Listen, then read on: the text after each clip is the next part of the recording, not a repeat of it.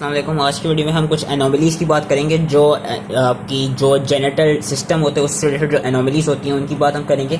तो सबसे पहले हम जो डिसऑर्डर ऑफ सेक्स डेवलपमेंट होते हैं इनकी बात करते हैं। जो डिसऑर्डर्स ऑफ सेक्स डेवलपमेंट हैं ये फर्दर 4 कैटेगरीज में डिवाइड हुए हैं या 4 कैटेगरीज में क्लासीफाई हुए हैं। Sex chromosome disorders of sex development, gonadal dysgenesis, virilization of virilizing congenital adrenal hyperplasia and disorders of androgen action.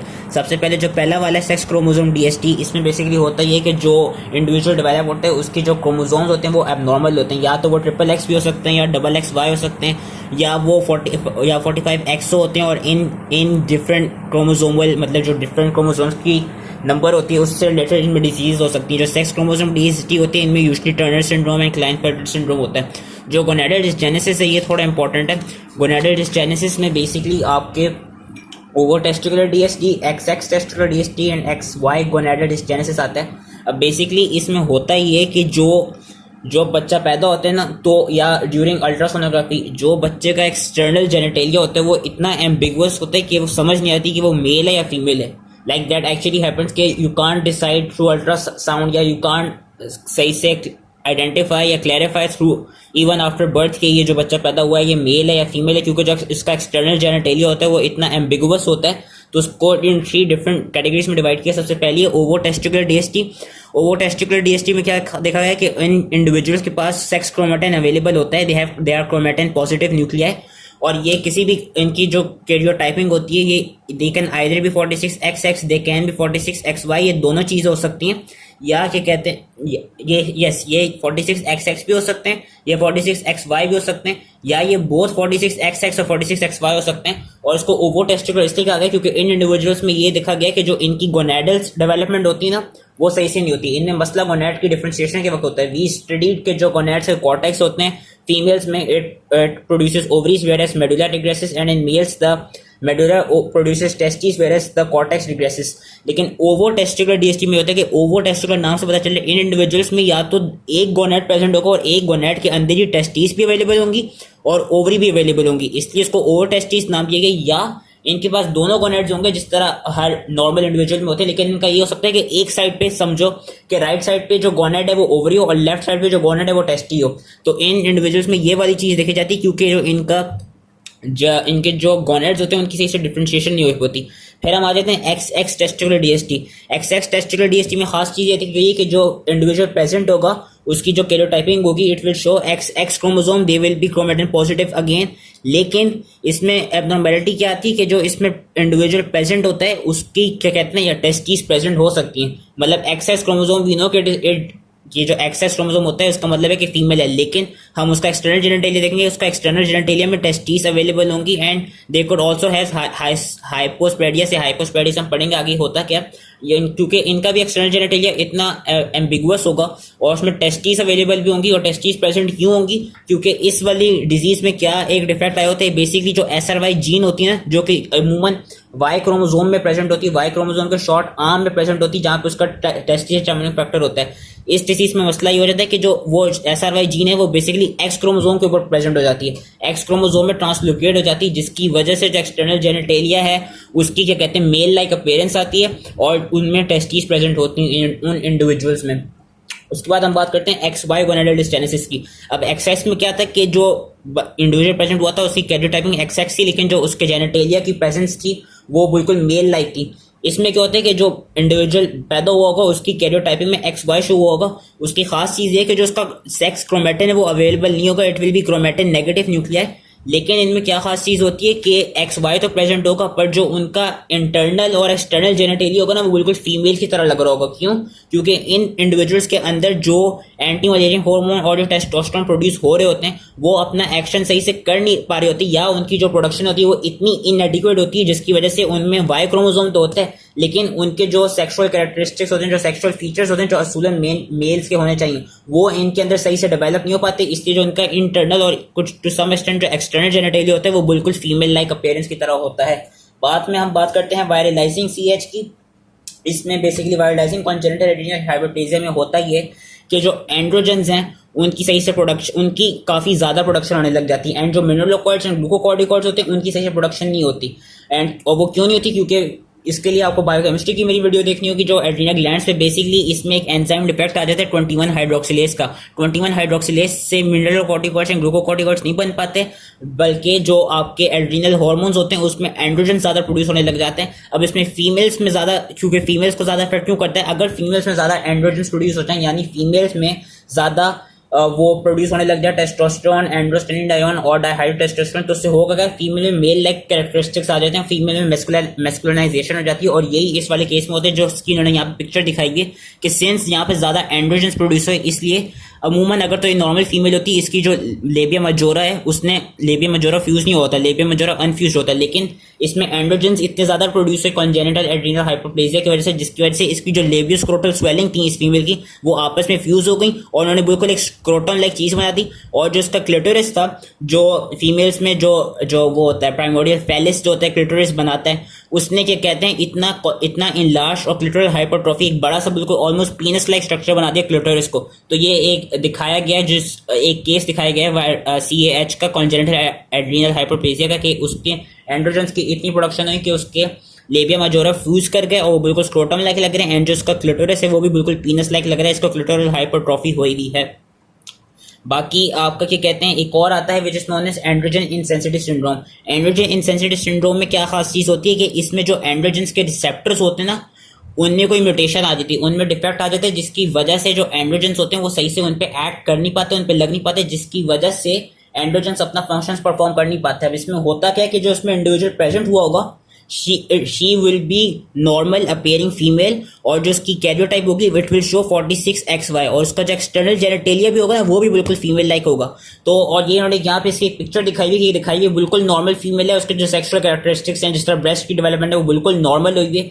लेकिन इसमें मसला क्या होता है कि इवन इसका एक्सटर्नल जेनेटेलिया भी फीमेल है, लेकिन इसका मसला ये होता है कि इसमें 46XY क्रोमोसोम आ रहे होते हैं। अब 46XY वी नो कि इट प्रेजेंट्स मेल, XY से मेल बनता है, लेकिन इस केस में फीमेल क्यों बन जाती है, क्योंकि मैंने कहा जो एंड्रोजन्स के रिसेप्टर होते हैं उनमें म्यूटेशन हो जाती है, जिसकी वजह से एंड्रोजन्स जब प्रोड्यूस हो रहे होंगे, जो टेस्टोस्टेरोन और जो डाइहाइड्रोटेस्टोस्टेरोन है वो प्रोड्यूस तो हो रहे होंगे, लेकिन वो अपने रिसेप्टर्स क्योंकि डिफेक्ट आया होगा तो वो सही से बाइंड कर नहीं पा रहे होंगे, वो सही से अपना एक्शन प्रोड्यूस नहीं कर पा रहे होंगे, जिसकी वजह से क्या कहते हैं, जो जब इंडिविजुअल पैदा होता है तो उसके पास वो बिल्कुल फीमेल पैदा होता है, क्योंकि उसकी जो मेल वाले कैरेक्टरिस्टिक्स थे जो टेस्टोस्टेरोन ने प्रोड्यूस करने थे वो सही से कर ही नहीं पाए, क्योंकि वो अपने रिसेप्टर्स पे लग ही नहीं पा रहा था। और इसमें होगा क्या, इनकी 46XY क्यों होती है, क्योंकि इनमें टेस्टिस भी प्रेजेंट होगी, इन फीमेल में टेस्टिस भी प्रेजेंट होगी, it can be at the level of inguinal और can be at the level of abdomen, और इन फीमेल्स में जो यूट्रस हैं, यूट्राइन ट्यूब्स हैं, वो सारी एब्सेंट होंगी। वो एब्सेंट क्यों होंगी, क्योंकि जो एंटी मलेरियन हार्मोन है उसने तो उनको एब्सेंट कर दिया होगा, पैराम्यूसिनेफ्रिक डक्ट को एब्सेंट कर दिया होगा,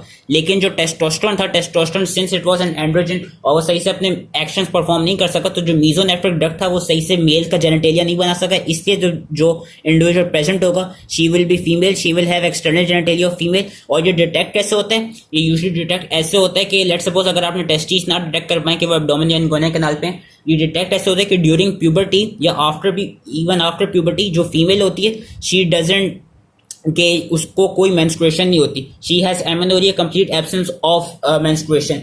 इवन तो हमें नजर आ रहा है कि जो एक फीमेल है बिल्कुल टिपिकल फीमेल ही लग रही है, लेकिन सिंस इसमें कोई मेंस्ट्रुएशन नहीं होती और उसको कभी इसने मेंस्ट्रुएशन की कंप्लेन की ही नहीं होती, या मेंस्ट्रुएशन ना होने की कंप्लेन्स की वजह से आती है, जिस तरह ने यहाँ पे 17-year-old वुमेन दिखाई है, तो इसके थ्रू फिर पता चलता है कि अच्छा इसको एंड्रोजन इनसेंसिटिविटी सिंड्रोम है, कि इसकी जो कैरियोटाइपिंग है वो 46XY, लेकिन सिंस इसमें जो टेस्टोस्टेरोन था वो अपने सही से फंक्शंस कर नहीं सका, इसकी वजह से जो हमारे पास क्लिनिकल प्रेजेंटेशन है वो बिल्कुल इस तरह की हुई। बाद में हम जो एनोमलीज हैं, जो ये 5 हैं, ये हैं सारी मेल से रिलेटेड। फिर यहाँ पे फीमेल से रिलेटेड, मेल से रिलेटेड बात कर लेते हैं। Most common is hypospadias. Hypospadias में ग्लैंडुलर हाइपोस्पेडियास सबसे ज्यादा कॉमन है। हाइपोस्पेडियास क्या होता है, बेसिकली वी नो कि जो एक्सटर्नल यूरिथ्रल ओरिफिस है वो at the tip of पीनस open करता है, लेकिन एक्सटर्नल हाइपोस्पेडियास में ये होता है कि due to defect in the fusion of due to defect in the fusion of urethral folds जो हमने पढ़े थे यहाँ पे, इसकी वजह से जो एक्सटर्नल या due to the any failure in क्या कहते हैं जो आपका सरफेस एक्टोडर्म होता है, इसके कोई फेलियर में इसकी इन ग्रोथ के फेलियर में, इसकी कैनलाइजेशन की फेलियर की वजह से, या कभी कभार जो टेस्टोस्टेरोन है, एंड्रोजन है, उन्हीं की ही प्रोडक्शन की फेलियर की वजह से होता क्या है कि जो आपका एक्सटर्नल यूरिथ्रल ओरिफिस होता है वो टिप ऑफ पीनस पे होना असल में पेन की निप से देखें नॉर्मल जो एक्सटर्नल यूरेथ्रल ऑरिफिस होता है ना, इसको यहाँ टिप ऑफ द पीनस पे होना चाहिए था, टिप ऑफ ग्लैंड्स ऑफ पीनस। लेकिन इस केस में क्या हुआ है, हाइपोस्पेडियस में क्या होता है कि ये हाइपोस्पेडियस में जो एक्सटर्नल यूरेथ्रल ऑरिफिस होगा वो एक तो पीनस की वेंट्रल साइड पे ही होगा, जो इसकी एनाटॉमिकल पोजीशन होती है वेंट्रल साइड पे होगा।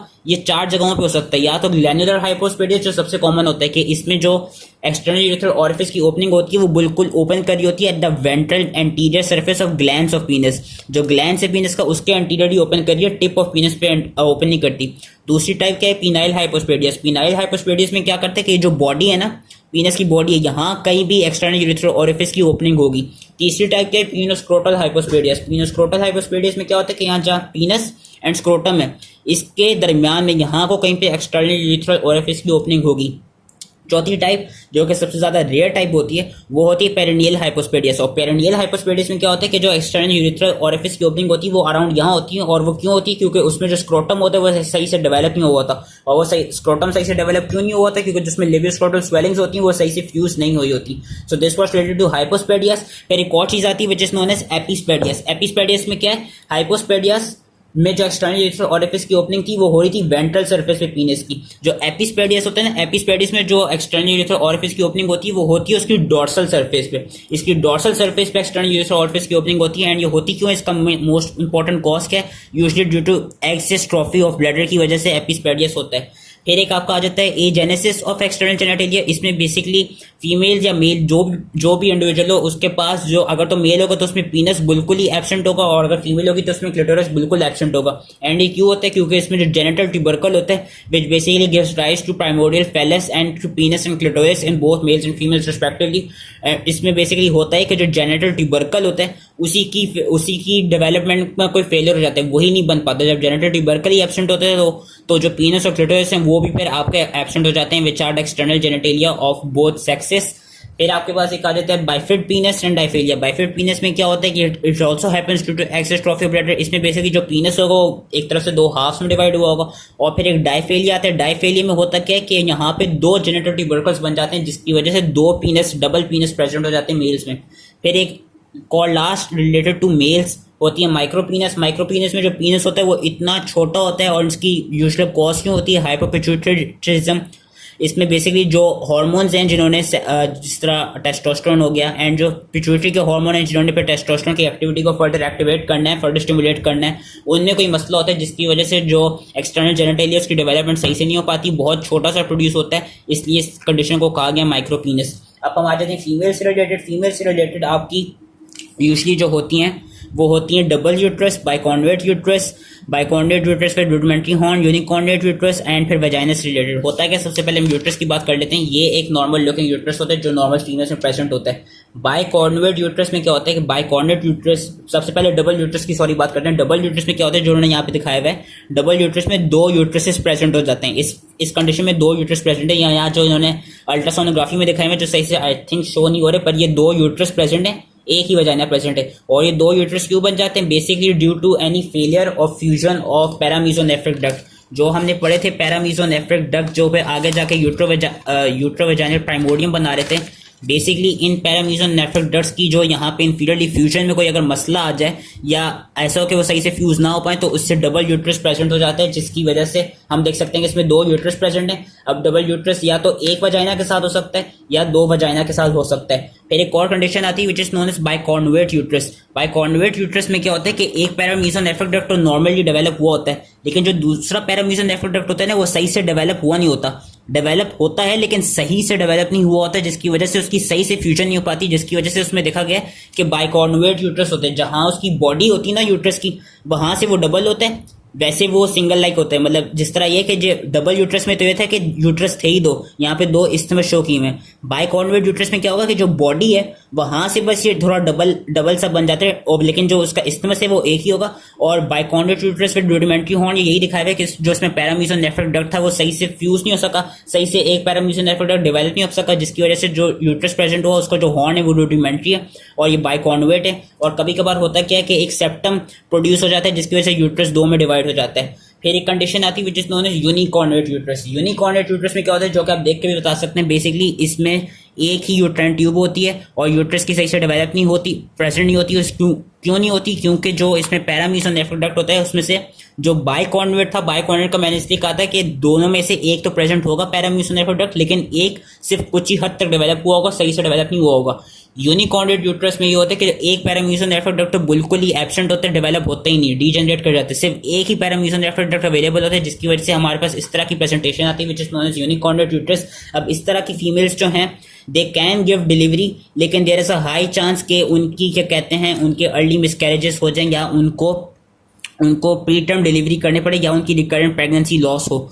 तो ये इन फीमेल्स में देखा गया। उसके बाद हम कुछ वजाइना की रिलेटेड एनोमलीज में आ जाते हैं। एक जो इंपॉर्टेंट है which is absence of vagina. Absence of vagina क्यों होती है कि लेट सपोज जो हमने साइनो वेजाइनल बल्ब्स पढ़े थे पेयर्ड, अगर इनकी फ्यूजन सही से नहीं हो सके तो उसकी वजह से जो वजाइना है उसकी डेवलपमेंट हो ही नहीं पाती, वजाइना नहीं बन पाता।